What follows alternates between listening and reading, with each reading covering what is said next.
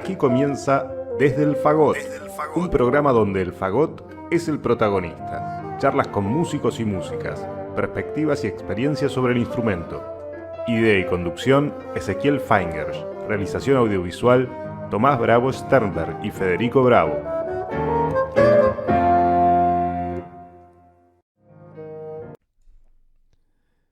Hola, ¿cómo están? En el programa de hoy tengo el gusto, el privilegio de poder conversar con un invitado muy especial. Estamos hablando del maestro Andrés Spiller, gran oboísta y director. Para resumir muy breve, fue solista de la Orquesta Sinfónica Nacional, subdirector de la Orquesta Sinfónica Nacional y miembro de la Camerata Bariloche. Sigue siendo, ¿no es cierto? No. ¿No? ¿Ya no? Este año di el último concierto. Bueno, te me adelantaste. ¿Cómo andas, Andrés? Gracias. Un millón de gracias. Bien, millón de gracias por sumarte a este proyecto alocado de investigación para desglosar un poco la historia de... Hoy ya no puedo decir del fagot, de todo lo relacionado con el fagot. Vamos a ver. Te voy a tratar de llevar un poco al fagot. Empiezo generalmente para que nos cuenten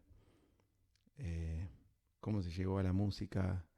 En tu caso me parece un poco obvio, conociendo a tu familia, pero ¿por qué no nos contás un poco cómo era tu infancia o de tu padre, Jerko, el famoso maestro Jerko Spiller también? Sí, papá era violinista, profesor de violín, sobre todo. Creo que su legado está más en la parte pedagógica, por la cantidad de alumnos que estudiaron con él, inclusive cuando fue director de la juvenil del Collegium Musicum y después de la juvenil de Radio Nacional también. Lo importante era no solo que él dirigía la orquesta y el repertorio, sino todo lo que él brindaba a los chicos que componían las orquestas. Las orquestas. Tu papá se vino de Europa, ¿no es cierto? Sí, papá vino en 1935 de Europa después de haber sacado el quinto premio en el concurso Wieniawski en Polonia. Fue un concurso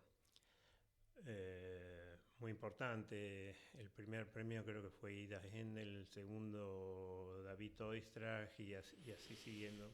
Claro. Y papá tenía un alumno en París. Él enseñaba en la École Normale de Musique de París, y un alumno argentino que le dijo: maestro, tiene que venir a la Argentina. Y bueno, un día papá se embarcó y vino a la Argentina. Supuestamente iba a tener un ciclo de conciertos en el Teatro Ópera, pero cuando llegó el Teatro Ópera estaba en refacción y papá estaba acá sin trabajo, pero bueno, no, se ve que no quiso volver enseguida a Europa y empezó a hacer contactos acá, y así lo conoció a Juan José Castro. Y Juan José Castro lo invitó a ser uno de los concertinos de la orquesta de Radio El Mundo que se estaba armando en ese momento. Y entonces papá tenía la orquesta y un programa semanal de música para violín en Radio El Mundo. Y bueno, así digamos, decidió finalmente vivir acá en la Argentina. ¿Él hizo un solo viaje? No. Una vez que vino... era un momento muy complicado en Europa también. Claro. Sí. Él en el hotel donde vivía encontró un libro de González Pecoche, fundador de la Logosofía, y eso le atrajo mucho, y lo conoció a González Pecoche y se hizo logósofo. Y González Pecoche le dijo una frase que para nosotros suena hermética, pero algo así como que los pensamientos tienden a realizarse. Y era una manera de decirle: quédese acá porque ahí se va a armar. Claro. Claro. Y bueno, papá se quedó acá. Él tenía sus padres que vivían en Croacia, en Zagreb. Estaban separados, pero ambos fallecieron en los campos de concentración. Se cree que en Auschwitz, pero no hay seguridad sobre eso. El hermano, que era compositor, alumno de Schoenberg, y pianista y director de orquesta, combatió con la guerrilla de Tito contra los nazis y después hizo una carrera así como director de Radio Belgrado y después director del Conservatorio de Sarajevo. Así fue teniendo distintos cargos también en la Asociación de Compositores Yugoslavos. En esa época Yugoslavia era una república que comprendía Serbia, Croacia. Claro. Así que papá, cuando terminó la guerra, empezó a volver a Europa para tocar, para volver a contactarse con su hermano y alguna familia un poco más lejana, tíos, primas. Pero papá básicamente se quedó en la Argentina. Acá creó la Orquesta de Amigos de la Música, Claro. que primero fue Orquesta de Cámara Lierko Spiller, pero después se hizo una cosa como más armada, digamos, desde el punto de vista así societario, digamos. Y entonces todo su trabajo se hizo acá. Hubo momentos muy malos donde prácticamente estaba sin trabajo y tocaba en confiterías y grababa de noche música para películas y así. Pero cuando yo nací ya tenía como armada la cuestión de los alumnos particulares. Recién más adelante tomó la cátedra de música de cámara en la Escuela de Bellas Artes de La Plata.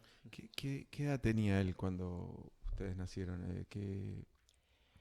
Y papá nació en 1908 y yo en el 46, 38 años. ¿Y él ya estaba establecido acá profesionalmente o Sí, seguía? sí. Sí, No. Él, digamos que toda su actividad fue prácticamente privada con esas excepciones que durante muchos años enseñó en la Universidad de La Plata y la época en que dirigió la Juvenil de Radio Nacional.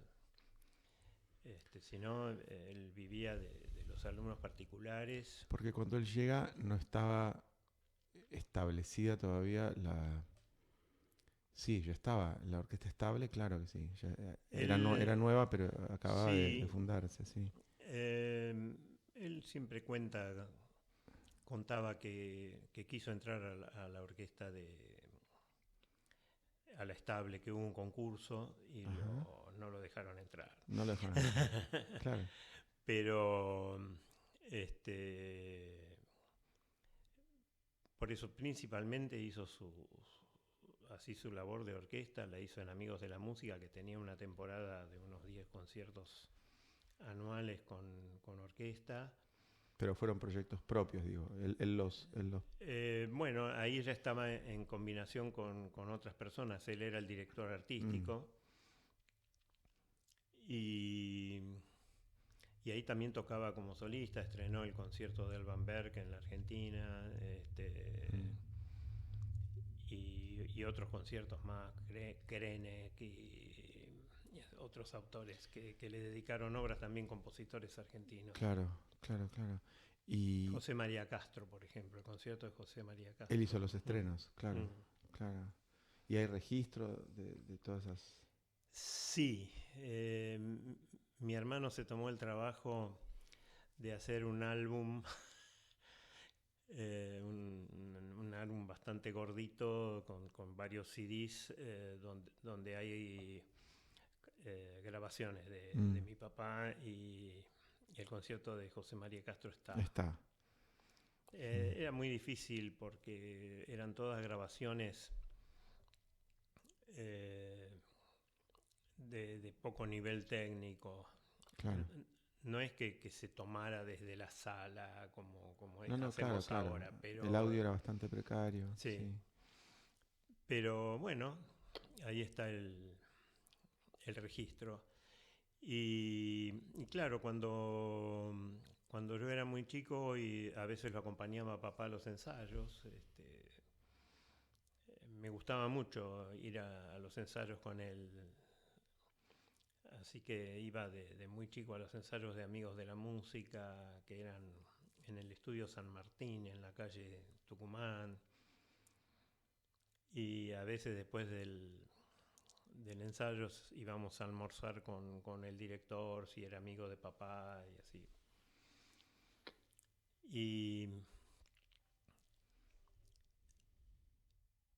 Y bueno, mamá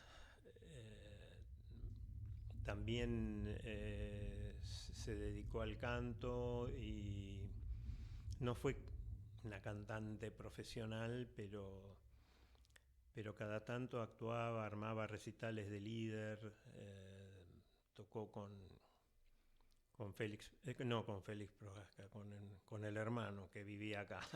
¿Y tu y mamá con Klaus Kaviolski. se conocieron acá con tu papá? Sí. Mamá era muy jovencita. Ajá. Creo que cuando se casaron papá tenía 35 y mamá 19, algo así. Y frecuentaban con mi abuelo un mismo círculo de amigos, Martin Eisler, que era arquitecto y también regisseur. Mi abuelo era regisseur, trabajó durante la guerra en el Colón y después volvió a Europa y fue director del Burgtheater de Viena y sí, terminó su carrera en Europa. Mi abuela era actriz, pero creo que cuando nacieron los chicos que eran mi mamá y Michael Gillen, el director de orquesta, dejó de actuar. Pero bueno, era todo una familia que estaba relacionada con el arte, inclusive la hermana de mi abuela, Salka Viertel, se casó con Bertolt Viertel, que era un escritor y también regisseur de teatro, y ella escribió los... ¿cómo se llama? Los libretos de alguna película de Greta Garbo y así. Buenísimo. Y mi tío abuelo, Edward Steuermann, fue un pianista importante que por la guerra se fue a vivir a Estados Unidos y enseñó piano en la Juilliard. Y además era compositor. En fin, Claro. toda una familia que vos no podías dejar de ser músico. Pero ser músico. ¿Tu papá en algún momento te lo propuso o vos caíste solo creo naturalmente? Que fue, digamos, cuando en un determinado momento empecé a ir a las clases del Collegium Musicum, más o menos a los 6 años arranqué con la flauta dulce. Y después me incorporé a las clases del método Orff. También hice percusión con Yepes, Antonio Yepes.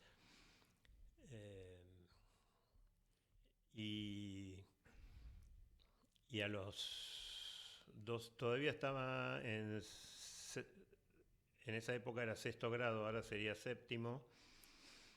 Ahí empecé a estudiar oboe en el Conservatorio Nacional. Aquí, el ex Buchardo. Sí, pero en Callao. era en Callao y Las Heras, sí. Claro, la otra sede.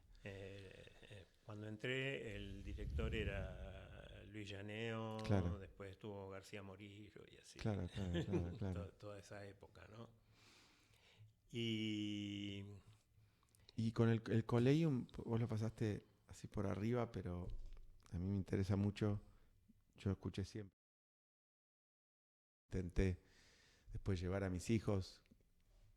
Por la personalidad de mis hijos no hubo caso. Pero aunque haya cambiado un montón desde cambió que muchísimo, se creó, muchísimo. Sí. ¿Cómo recordás ese lugar que era bastante lúdico, ¿no? También claro, tenía algo. Al principio, creo que el primer año que hice algo fue en la casa de Hilde Heinitz de Weil. Era una violista que estaba casada con un chelista, Hermann Weil. Los dos tocaban en Amigos de la Música, por supuesto, pero ella enseñaba en el Collegium. Y la primera orquesta de niños del Collegium la dirigió ella. Ajá. Y después cuando empecé con la flauta dulce, y es como que el Collegium tomó un lugar muy importante en mi vida musical y social, porque a medida que yo iba creciendo, formaba parte del grupo de percusión, del coro de jóvenes, después armamos un grupo de música antigua que dirigió Guillermo Gretzer. Claro. Después enseñé en el Colegio de Música en flauta dulce. Además, eso me permitió asistir a los cursos que vinieron a dar Hans Martin Linde, Ferdinand Conrad en flauta dulce, Robert Shaw en dirección coral. Claro, eran ahí nombres. Estaba tu papá, supongo. Sí, seguro. Y sí, mi papá tenía mucho. Hablaba siempre muy bien del Collegium, siempre lo nombraba, siendo rector del conservatorio. Lo digo. Claro, papá estuvo ligado al Collegium desde los comienzos también, dando conciertos, conferencias, organizando los conciertos para niños. Y así que bueno, pero además me hice ahí un grupo de amigos con los que prácticamente salíamos todos los sábados y todo. Claro. Es decir, mi vida social estaba más en el Collegium que en el colegio. Claro. Bueno, claro. Más divertido. Y tu papá también se desarrolló en la dirección, ¿no?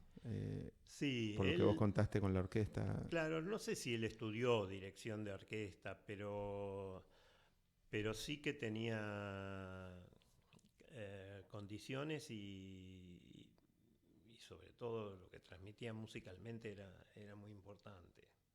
Claro. Pero nunca dirigió la Sinfónica Nacional o la Filarmónica. Ajá.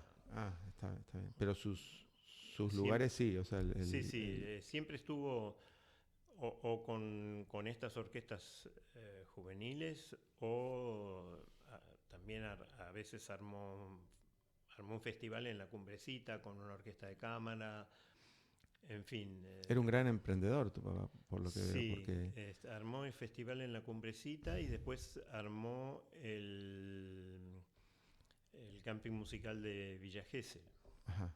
Que tuvo también varias temporadas con él a cargo. Después él lo dejó.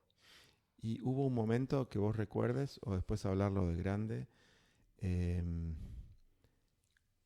donde él medio hacía hincapié en los concursos que hubiese hecho o no hecho para ingresar a las orquestas que uno conoce hoy, que ya estaban en funcionamiento en ese momento? No, él creo que una vez que él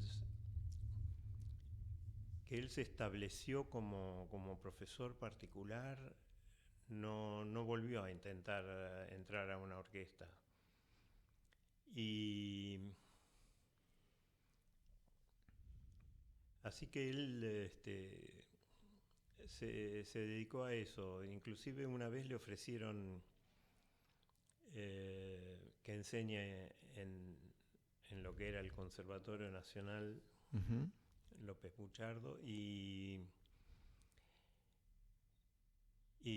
entonces preguntó cómo iba a ser. Y entonces le dijeron que tenía que dar clases de 20 minutos a cada alumno. Claro. Y dijo, no, yo eso no lo hago. Otra realidad, claro. Porque, digamos, era doble mal negocio. Primero, las clases de él eran de 1 hora. Y segundo, obviamente, algunos de los alumnos, en vez de pagar las clases particulares, iban a venir acá. Y si encima la parte pedagógica no funcionaba por ningún lado. Claro. Así que no lo hizo. ¿Y el Collegium, vos lo hiciste? ¿Cómo funcionaba el Collegium en ese momento? ¿Te recibías o te ibas cuando vos decidías de irte? No, yo hasta que me fui a estudiar a Alemania estuve en el Collegium. Ya no formando parte de grupo, sino tenía mis horas de flauta dulce y así. Pero, pero era todo a nivel muy, muy diletante. Eran grupos de chicos. Claro.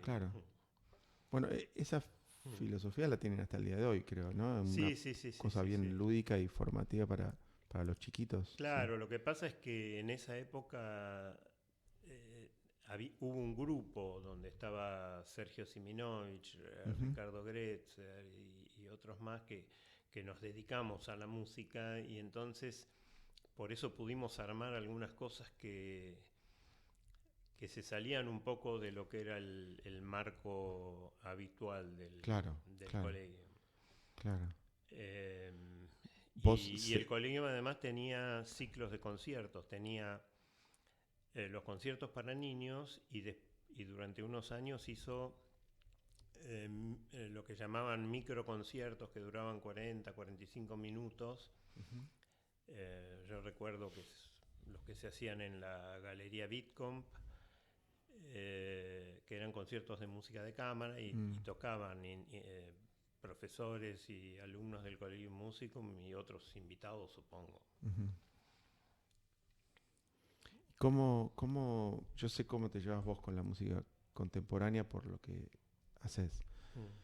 ¿Tu papá formaba parte de ese...?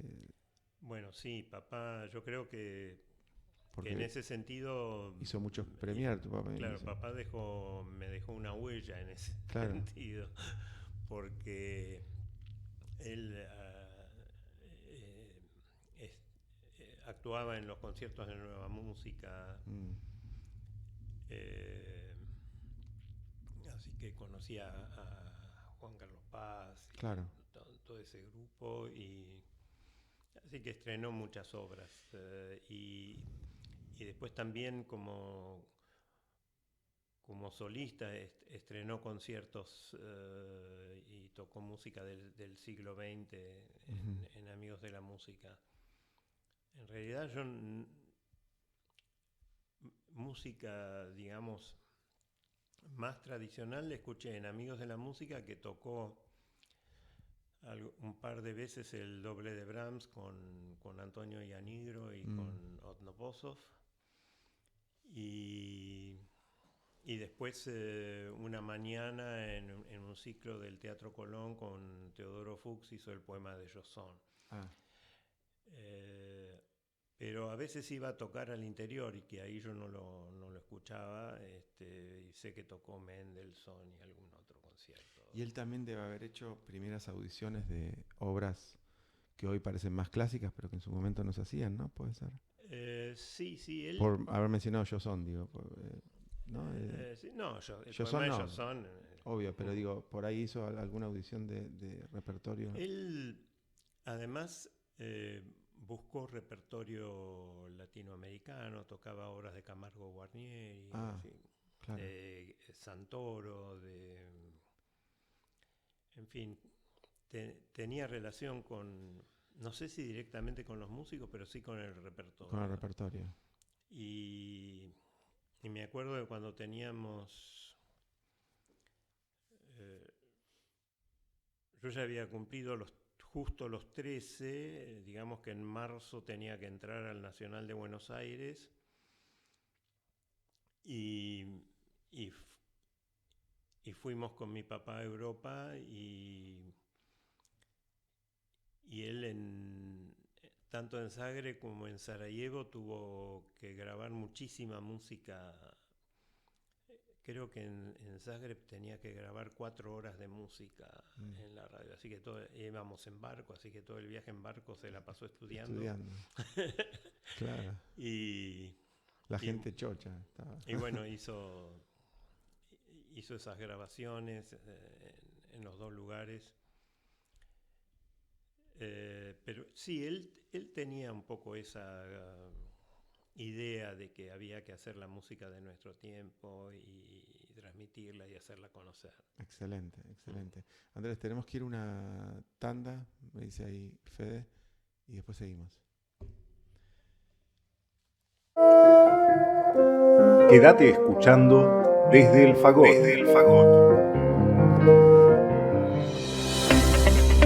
Radio Damus, la radio del Damus. Música, debates, información, actualidad y humor. Llévanos a todos lados. Bajate la aplicación y sé parte de este espacio. Radio Damus, nuestros sonidos.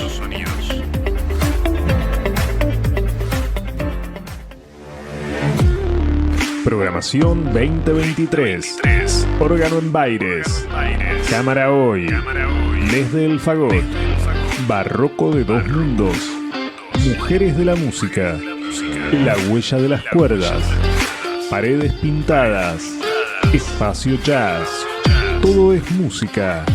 Y el estreno de Spa. Siempre pasa algo. Nos informamos con tranquilidad todos los días de 12 a 14. Radio Damus, nuestros sonidos.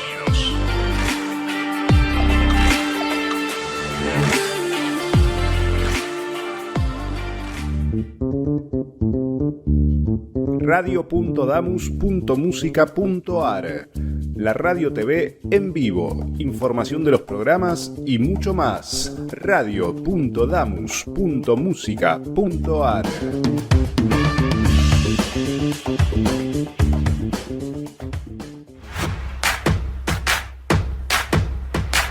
¿Querés difundir tu empresa, negocio o actividades? Escribinos a radiodamos@gmail.com. Ofrecemos planes a medida y a precios accesibles. Radio Damus. Sonamos cerca.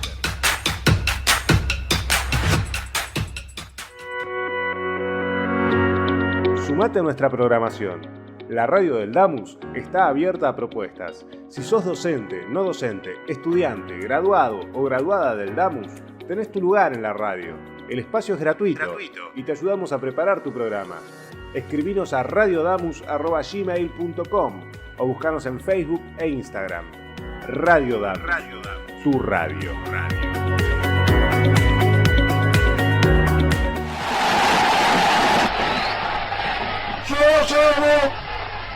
Lleva en mis oídos la más maravillosa música, que para mí es la que pasan en Radio Damus.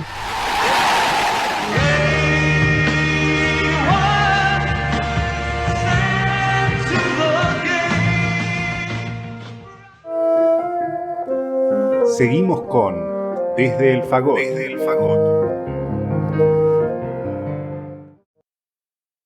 Bueno, seguimos conversando con el maestro Spiller. Andrés, tu papá relacionado con el ámbito de la música contemporánea de la época, una pregunta que no quiero dejar pasar. ¿Siempre siguió involucrado? ¿Siempre activo tocando? ¿O hubo un momento que...? No, papá dejó de tocar relativamente joven, digamos. Okay. A los más o menos a los 70, 71 años, algo así. ¿Por decisión propia? Supongo que sí. él dejó de tocar, siempre estudió el violín, aunque sea 1 hora por día, agarraba el violín y estudiaba. Además, siempre estaba pensando en el repertorio, en encontrar nuevas digitaciones y todas esas cuestiones. Y bueno, dio clases en General Roca. Creo que empezó a dar clases a los 82 años. Tomaba un avión a la mañana, temprano, llegaba allá, daba clases a la tarde, después daba clases a la mañana y al día siguiente se volvía. Eran clases de música de cámara principalmente. Y tenía a su cargo la organización de los conciertos de los grupos de música de cámara del Instituto de General Roca. Y eso fue, no sé, hasta los 94, 95 años. Claro. Que siguió enseñando y haciendo ese trabajo. Ese trabajo. También hasta los 90, 90 y algo, iba a unos cursos que se hacían en Alemania, en una ciudad, en un pueblo en realidad, Altensteig, que eran también cursos de violín, de música de cámara, y él iba ahí, daba clases. Y también fue jurado de concursos internacionales. Sí. Ese es Jirko Spieler, que por ahí conocemos, o algunos conocen más que otros. ¿Cómo era tu papá sin el rol docente o sin el violín en la mano, como digo yo? O sea, ¿estaba abocado a la música todo el rato o tenía sus momentos? No, yo no, digamos, uno podría pensar con toda la actividad que hacía que tenía un padre ausente, pero no. Siempre estaba atento a lo que hacíamos mi hermano y yo, y era muy de hablar, de contar sus anécdotas. La autoridad venía así por naturaleza, no por... Claro. ¿Y cómo todos tenemos anécdotas de nuestros padres, sobre todo si se dedicaron o tuvieron un rol importante en el medio cultural del momento? Mi padre, como director de los coros que dirigió, rector del ex Buchardo, siempre había conversaciones con un fin en común, ¿viste? Y la sociedad salía también a la luz, y las comparaciones y los problemas, los pros. ¿Cómo veía tu papá, habiendo venido de Europa, los contras y también los pros de los alumnos de ese momento? Porque hoy es fácil decir Licio, Chumachenko, etcétera, pero en su momento eran chicos como todos los chicos que hay hoy acá en las instituciones, ¿no es cierto? ¿Cómo logra sacar también? Bueno, yo creo que no. Papá lo que me decía es que si uno se quedaba en Argentina tenía que saber que hay cosas que no funcionan y cosas que funcionan, que acá hay muchísimos talentos, que hay poca disciplina. Y que si uno se dedica, si uno quería vivir acá, tenía que pensar en ese rol formador, digamos. El otro que me dio también un consejo sobre mi carrera fue Erwin Leuchter, que me dijo: vos no tenés que pensar que vas a ser director de orquesta. Un músico en la Argentina tiene que poder hacer de todo. Y Y bueno, era así, viste que de repente, ay maestro, hoy no voy porque llueve, o esas cosas a mi papá lo volvían loco, Pero, pero aún así, o sea, pero los que vos mencionaste, por ejemplo, los Chumachenko, Ana y Nicolás tenían 2 clases por semana, claro. no una. Porque, Andrés, creo que tal vez lo hablamos en algún lado, porque me parece esto un déjà vu de el tema.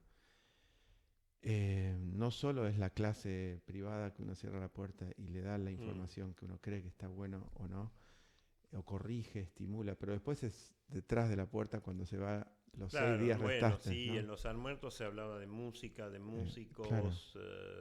también me preguntaba cómo me iba en la escuela y si llevaba una nota. No me retaba, pero me hacía sentir su disconformidad. Pero me refería de... bueno, el rol del padre tiene que estar. Sí. Pero me refería un poco a la parte cultural que rodea a un alumno, por decir cualquier lugar, Francia, a diferencia de la parte cultural, con los pros y los contras, ¿no? De Argentina. ¿Tu papá qué pensaba habiendo vivido también en Europa, sobre todo? Él en un momento quiso volver a Europa, pero porque Ianigro le ofreció volver a Yugoslavia como concertino de los solistas de Zagreb. Mm. Pero después, en esa época, todavía era la época de Tito, el Partido Comunista, las decisiones venían por muchos lados, y al final la cosa no cuajó, no sé si por política, porque querían que toque otro violinista. Claro. Eso no te lo puedo decir. También sé que papá acá colaboró durante la guerra con los aliados, tocando en conciertos Fondos, para juntar fondos. claro. Pero así que al final no volvimos. Y papá siempre lo que buscaba era que haya de trabajar seriamente, digamos. Si venían los alumnos a tocar un trío, un cuarteto, o simplemente los alumnos de violín, bueno, él tenía sus exigencias, y esto lo tenés que traer de memoria, y así. Claro. ¿Escribió algo pedagógicamente hablando? Pues, Bueno,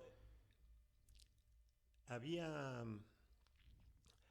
la primera esposa de Loister, Rita Kurzman, había sacado un libro con piezas infantiles para piano, y después papá sacó un álbum que se llamaba El Pequeño Violinista.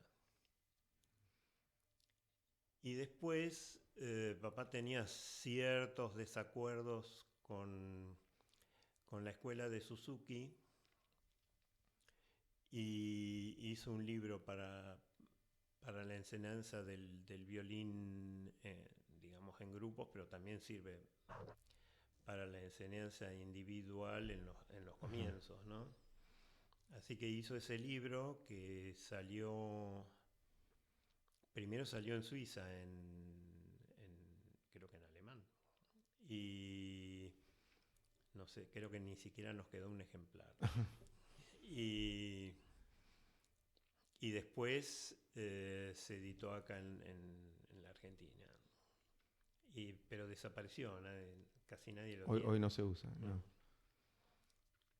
Y creo que Marcela, mi esposa, tiene un ejemplar, pero... ¿Y cuál crees así, brevemente, que fue la magia de tu papá como docente? Que está hasta separada, te diría, de la parte yo creo de que solista. él descubría, ¿no?, cuando alguien era muy, muy talentoso y sabía hacer florecer ese talento. Y bueno, ¿Era muy quisquilloso en aceptar a alumnos o él aceptaba A veces, en general aceptaba, porque tenía que vivir de eso. Claro. Pero hubo casos en que no, dijo, no, a este chico no lo puedo enseñar, porque él, cuando alguien quería estudiar con él, lo hacía ir a venían a casa y él hablaba con sobre todo si eran chicos, hablaba con el chico y si quería estudiar, si no quería estudiar, si veía si hacía algunas pruebas para ver si tenía oído y esto y lo otro, pero en general los tomaba. Pero claro, había algunos que ya venían con alguna formación, ¿no? Cuando vinieron Ana y Nicolás ya habían tocado el doble de bajo con orquesta. Claro, esos ya eran casos diferentes. No te puedo decir cada caso, Claro. pero sé que hubo algunos que estuvieron varios años en casa y después hicieron su carrera afuera, ¿no? Y vos, el contacto con tu papá como músico, docente, ¿él te ayudó? Sí. Siempre es difícil con el padre, ¿viste? Uh-huh. pero sí, me ayudó. Yo iba a las clases de música de cámara que él daba en el Collegium Musicum. Ajá. Y entonces ahí hice bastante repertorio. Con él. Sí, sobre todo obras de oboe y piano, porque estaban muchos pianistas y pocos oboístas. Claro. Y oboístas era el único. Había violinistas y... otra cosa que hacía papá era audiciones de alumnos. Todos los años armaba una audición de alumnos y los alumnos tenían que tocar parte de lo que habían estudiado y algunos, inclusive algunos no hicieron carrera internacional, pero tocaban un montón y me acuerdo de alguno que tocó el concierto de Prokofiev y lo otro y así. Che, y cuando dediqué los primeros programas, el primer año te diría, a la generación tal vez de tu papá, esa generación de fagotistas que era Mayer, que era Vienés, que fue el primer fagot de la Estable, cuando la orquesta se estableció como tal, Umatino, italiano. Umatino lo conocí. Por eso, ahora vamos a todo eso. Yo antes de ir a eso, vos personalmente, tu papá, por ejemplo, ¿tuvo contacto con ellos? ¿Tocaba cámara con alguno de esos músicos o no? Él estaba medio aislado de esas orquestas. No, papá, cuando hacía música de cámara, se juntaba con distintos músicos. Indistintamente de dónde tocaban. Depende del repertorio que tenía que tocar. En general eran cosas con cuerda, con guitarra y poco con vientos, pero supongo que habrá hecho cosas. Además, como él era director artístico de Amigos de la Música, muchos de esos músicos iban de un ensayo al otro, claro, ¿no? Entonces, como ahora. Sí, no ha cambiado eso. Sí. También tocaban en la Orquesta de Amigos de la Música. Justamente cuando yo elegí tocar el oboe, estaba Ianelli de primera flauta, Di Gregorio de primer oboe, Coquiararo de segundo. En Amigos de la Música, sí. Claro. Creo que estaba aquí en Vareta con el fagot y no te acordás de... Y Mariano Frogioni con el clarinete. Y entonces, porque fue un día que papá me dijo, bueno, vos con la flauta dulce, en esa época la flauta dulce no tenía un prestigio de instrumento con el que se podía ser como un ahora, profesional. Claro. Y me dijo, tenés que estudiar un instrumento de viento en serio. Él no me alentó nunca que estudie un instrumento de cuerda, salvo como complemento para mi carrera de director de orquesta. Y entonces un día dije, bueno, esta noche voy al concierto y decido. Y ahí fue que decidí estudiar el oboe. viendo un concierto de la orquesta. Sí. ¿Y quién estaba tocando? Di Gregorio era el solista. Nada más ni nada Y en el menos. intervalo lo fui a ver a papá y le dije, mira, quiero tocar el oboe. Y entonces fuimos a hablar, estaban Di Gregorio y Coquiararo ahí juntos. Pero Di Gregorio me dijo que me daba clases solamente si iba al conservatorio de Banfield, y Coquiararo ya no me acuerdo. Y al final dijeron, bueno, pero que vaya al Conservatorio Nacional, ahí está Edmundo Gaspart.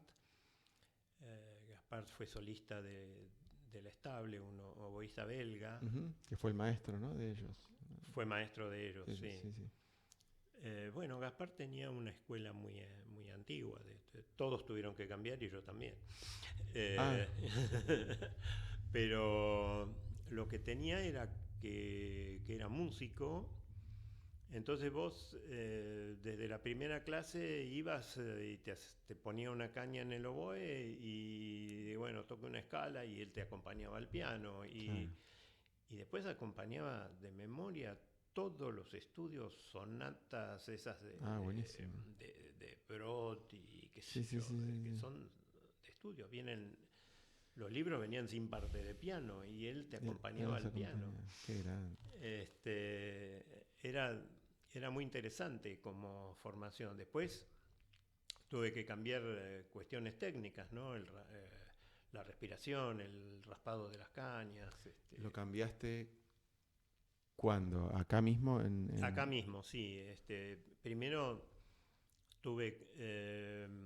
vino Gerardo Levi, un flautista argentino que hizo parte de su carrera en Argentina, pero después se fue a Nueva York. Y de ahí vino y mostró su técnica de respiración y todo eso. Entonces me empecé a enterar de que había otras cosas. Y después Vos, perdóname que te interrumpa, con Gaspar hiciste el conservatorio, entonces... hasta que él falleció. ¿Qué hice 4 años. 4 años. Y después, ahí sí tuve suerte, la cátedra la tomó Di Gregorio. ¿Y estudiaste con él? Y estudié con él, sí. ¿Y él ya había modificado...? Sí, él también había estado en Estados Unidos, después un tiempo trabajó en México, no sé, pero... Él modificó la escuela de Gaspar. Sí, completamente. Todos modificaron. Inclusive eran muy, muy diferentes como tocaban cada uno.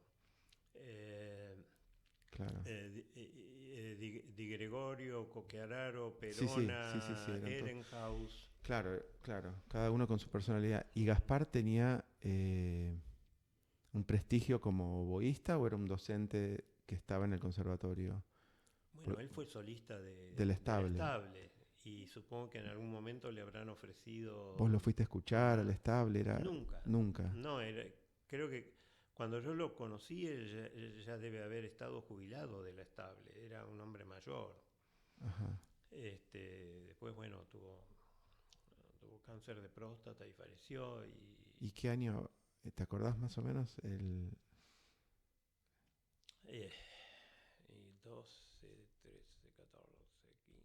Ponele que estudié hasta los 15, 16 años con él. Y dejaste por el fallecimiento de... Claro, y entonces hay un pequeño interregno donde dio las clases Pichone, Pichone. Fue oboísta de La Estable también. Y después vino Di Gregorio y bueno, Di Gregorio fue muy importante, además de que él tocaba muy bien, era un profesor también muy dedicado, siempre tenía tiempo para atenderme si necesitaba una caña, esto, lo otro.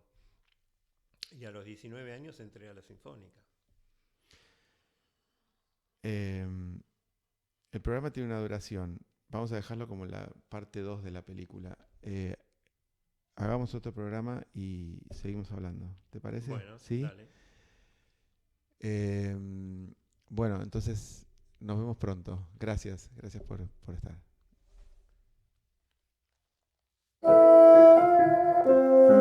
Esto fue Desde el Fagot. Idea y conducción, Ezequiel Feingersch. Realización audiovisual, Tomás Bravo Sternberg y Federico Bravo. Radio Damus, nuestros sonidos.